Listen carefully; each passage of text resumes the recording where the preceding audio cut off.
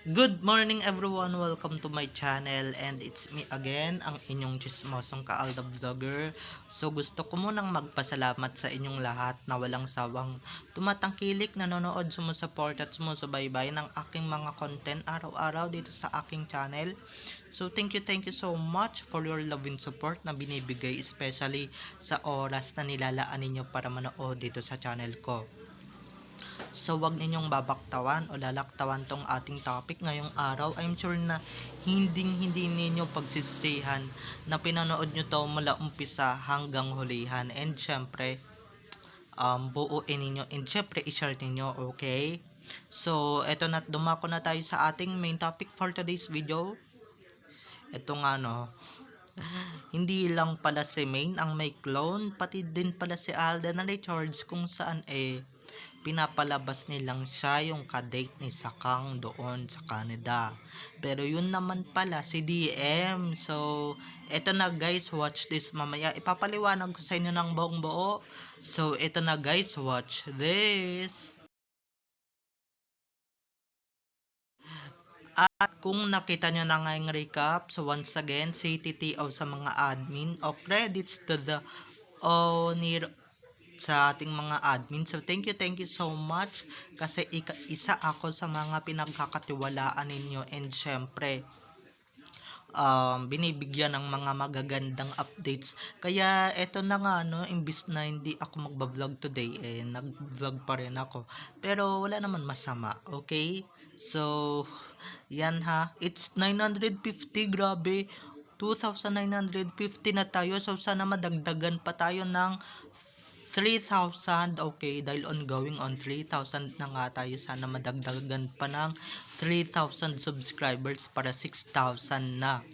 So eto na ha, dumako na tayo sa ating main topic for today's video. Wala na ngang paikot-ikot at wala na ngang maraming daldal. Eto nga no, lumabas na ang tinakdang pagbubuking na akala ninyong si Alden Richards yung nasa party ni Catherine at syempre nasa Canada nakasama ni Catherine, dahil yan na naman ang pinapalabas ng mga kampo ng kadiliman dito sa social media. Ang galing lang no, ang galing. Hindi nating aakalain na si, pwede ko ba sabihin yung pangalan, na si Dominic Roque or si DM yung lalaking yon, 'di ba? Mas ka ako nagoyo, yun yung magaling, guys. Yung hindi halatang edited, hindi katulad ng mga army, 'di ba? Palpak kung mag-edit.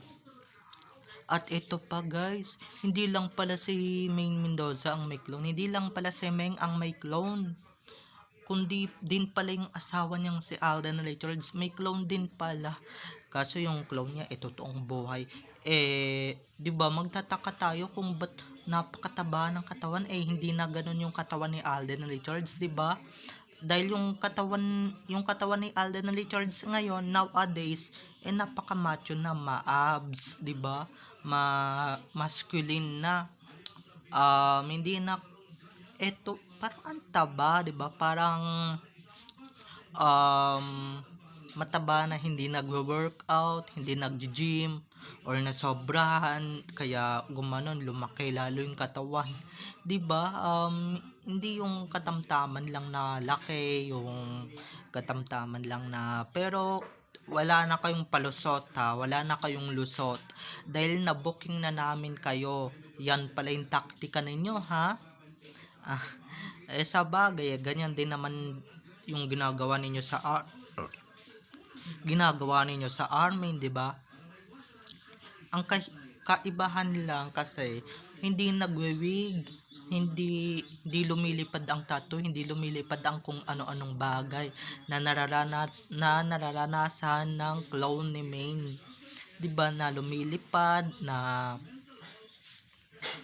nami-misplace yung tattoo, may sariling buhay ang tattoo, lumilipad ang buhok, 'di ba? Lumilipad ang something na kung anong bagay. Pero dito wala, grabe. Sila yung edited na sa totoong buhay. Kaya guys, yung mga video maibalik ko lang kasi tamang-tama to sa ating topic.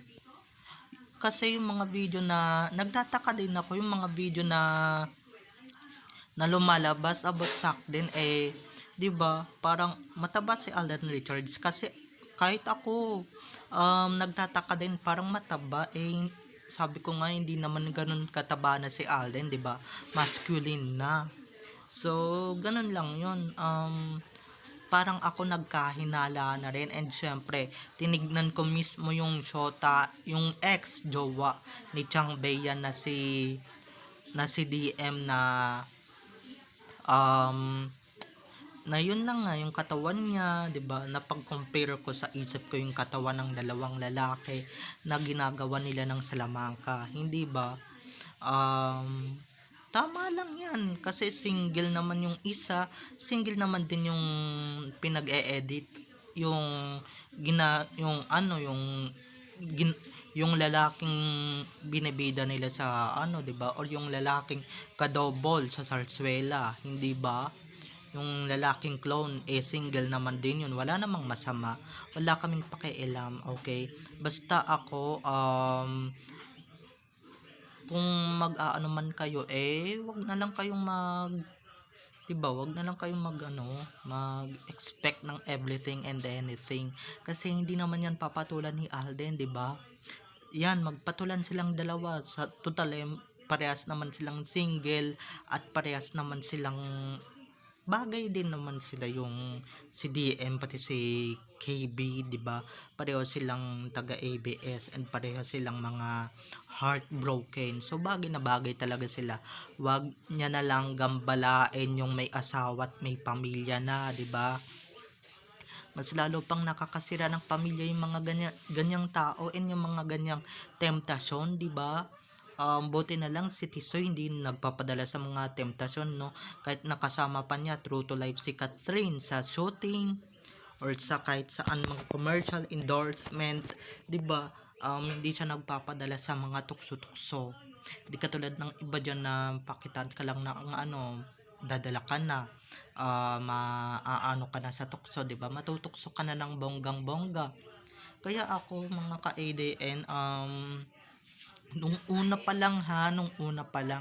At syempre nung nasa bed naliligo nung nung ni- nung ni-reveal to kahapon or kagabi ng ibang vloggers, ano to,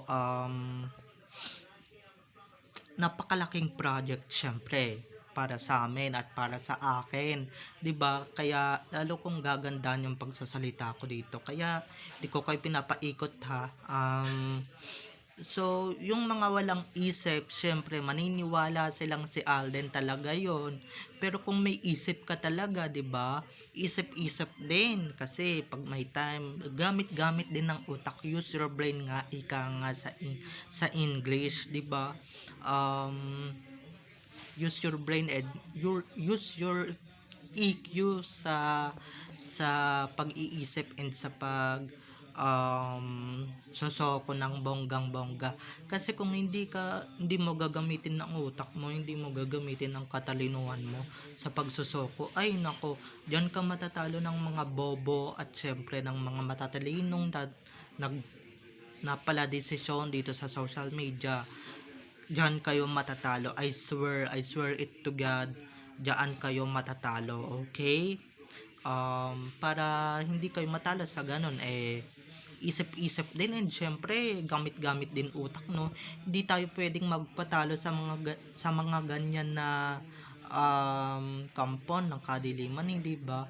Kung yung Armin nga napabagsak na natin, what more pa kaya, 'di ba? Pero oops, masama pala gumante. So hayaan na lang natin na si God ang gumante. And syempre ang consequences niyan, syempre na once na masasama ang ginagawa mo, masama din ang balik sa iyo, 'di ba? Karma din ang balik sa iyo, okay? So eto lang, no, maisingit ko lang bago tayo magtapos, dahil 3 oras na lang matatapos na tayo. 3 minuto na lang pala, sorry. Kung hindi pa kayo nagkakapag-subscribe, dito sa aking channel, mag-subscribe na kayo, and syempre don't forget to click the notification bell below para ma-notified kayo sa mga susunod ko pang i-upload na mga videos patungkol kay Main at Alden. And syempre malapit na tayong mag 3,000, diba? Ongoing on 3 years na tayo, ongoing on 3K na rin tayo, hindi ba? So eto,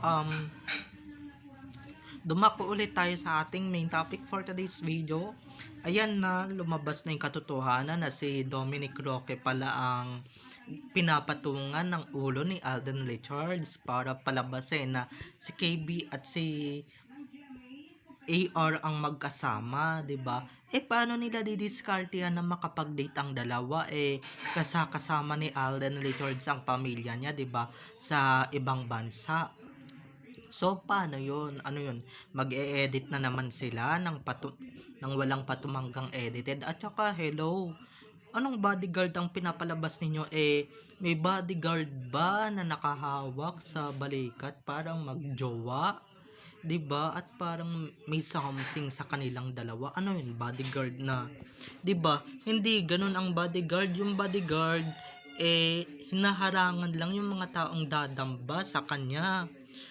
Or kung sikat pa si KB, kung may dadamba pa sa kanyang mga fans, 'di ba? Wala na nga siyang ka-fans, tapos may dadamba pa sa kanya, 'di ba? Sino 'yan? 'Di ba? Magtataka pa yung mga taga ibang bansa, sino yung babaeng yan at sino yung kasama niyang lalaki. Di syempre kung syunga kayo at kung tanga kayo, 'di ba?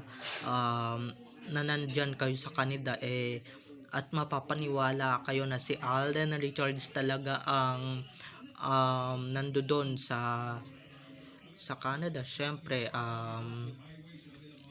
lagi na lang kayong lagi na lang kayo mag-isip na hindi naman ganyan ka blown up ang katawan ni Alden Richards. Okay, mag-isip kayo, and syempre anuhin ninyo yung pictures, pagkumparahin ninyo. Okay, so bye-bye na mga ka-ADN. Bago pa ako manggigil, have a nice day, keep safe and God bless. I love you all. So sana nag-enjoy kayo dito sa video kong ito. So wag ninyong kalimutan guys na mag-subscribe. Okay, bye-bye, I love you all. For more videos and uploads, okay, bye-bye, and more legit information. Okay, bye-bye, I love you all.